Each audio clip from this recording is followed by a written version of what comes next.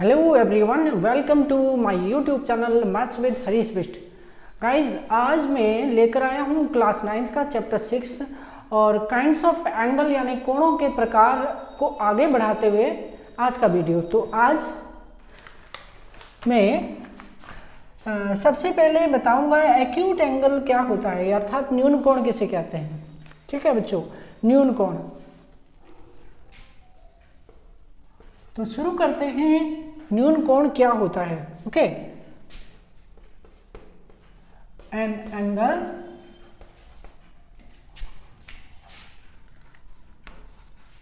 whose measure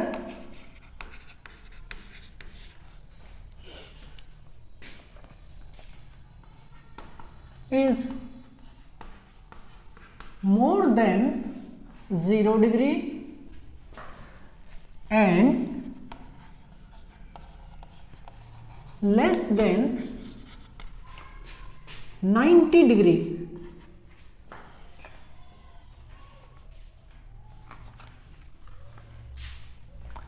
is called an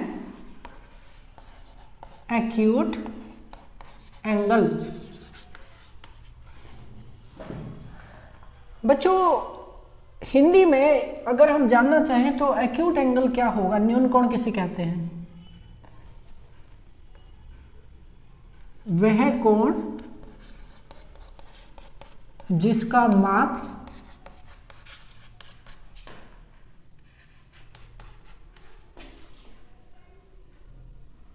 zero degree से अधिक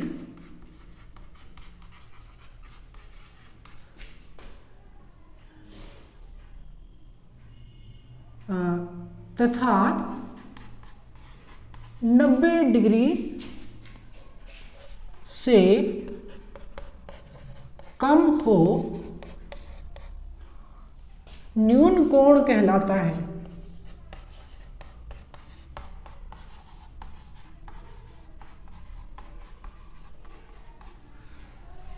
बच्चों, ये मतलब हुआ एक्यूट एंगल या न्यून कोण का। तो आप इसको क्या होता है समझिए। एक एंगल जिसका मेजर आप समझते हैं, मेजर मतलब होता है कोण का माप, मतलब कोण कितने डिग्री का है। ठीक है, तो an acute angle an angle whose measure, एक एंगल जिसका मेजर यानी कि जिसका माप 0 डिग्री से ज़्यादा हो और 90 डिग्री से कम हो, उसी को एक्यूट एंगल या न्यून कोण कहते हैं। इसको आप शॉर्टकट में इस तरह से कह सकते हैं। ठीक है, शॉर्टकट में आप इसको तो हिंदी में क्या कहेंगे कि न्यून कोण का माप 0 डिग्री से अधिक और 90 डिग्री के से कम होता है, यानी कि आप ये कह सकते हैं कि 0 और 90 डिग्री के बीच के सारे कोण। अच्छा, इसको मैं इस तरह से शॉर्टकट में अगर हम इसको कहें तो हम क्या कहेंगे, तो हम कहेंगे angles between 0 degree and 90 degree. ये अर्थात 0 डिग्री और 90 डिग्री के बीच के कोण, 0 डिग्री तथा 90 डिग्री के बीच के सभी कोण, इन दोनों के बीच के सारे कोण न्यून कोण कहलाते हैं। ऐसे आप इसको याद रख सकते हैं। अब उदाहरण लेते हैं, तो मैं आपको उदाहरण,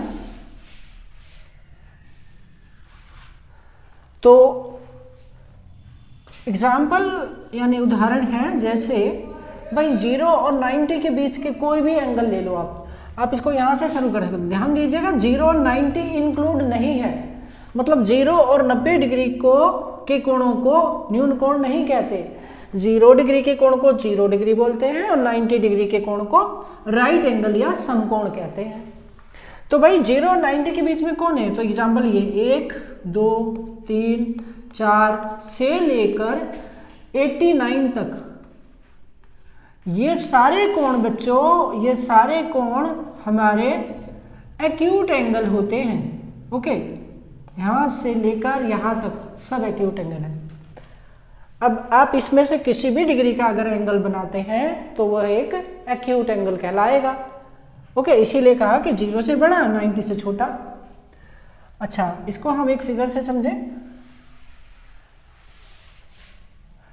मान लिया मैंने ये एक रे लिया,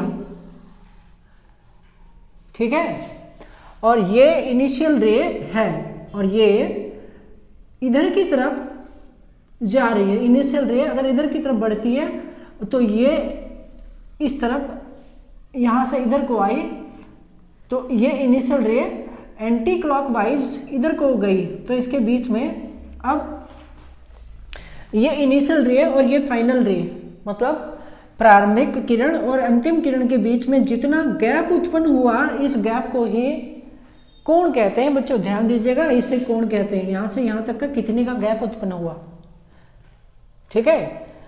और आप ये सारी बातें पहले से जानते होंगे और एक बार दोहरा लीजिए।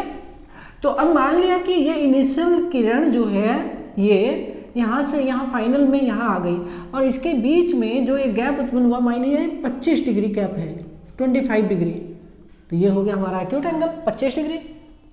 इसका मतलब क्योंकि ये एंगल अगर ये 0 डिग्री होता तो बच्चों क्या होता, तो 0 डिग्री मान लिया ये है। अब इसी में हमारा इनिशियल भी है और इसी में फाइनल भी है, तो बच्चों इसको 0 डिग्री एंगल कहा जाता है। 0 डिग्री एंगल ये हमारी इनिशियल यानी प्रारंभिक किरण है और यहाँ से यहाँ तक ये हमारी अंतिम किरण है, दोनों एक ही पर है, यानी कि इन दोनों के बीच में कोई गैप नहीं है, 0 गैप है, तो इसलिए इसको 0 डिग्री एंगल कहा जाएगा। ठीक है, तो इस तरह से एक्यूट एंगल का ये कॉन्सेप्ट क्लियर होता है। अच्छा, इसको हम ऐसे भी रिप्रेजेंट कर सकते हैं एक्यूट एंगल को। लेट एक एंगल, मान लिया ये एंगल है x डिग्री, तो ये हमारा जो x डिग्री का एंगल है, ये x डिग्री एंगल जो है ये एक्यूट एंगल कब कहलाएगा, जब ये 0 से ज्यादा हो और 90 से छोटा हो। इस बात को आप ऐसे समझकर याद रख सकते हैं। ओके बच्चों, x मैंने बीच में लिखा, इसका मतलब क्या हुआ कि 0 से बड़ा है x और 90 से छोटा है x, तो ये हमारा एक्यूट एंगल की कंडीशन, यानी कि एक्यूट एंगल को हम इस तरह याद रख सकते हैं, एक्यूट एंगल अर्थात न्यून कोण, इस तरह से। ये भी एक तरीका है, ठीक है। तो इस तरह से हमारा एक्यूट एंगल का कॉन्सेप्ट क्लियर होता है।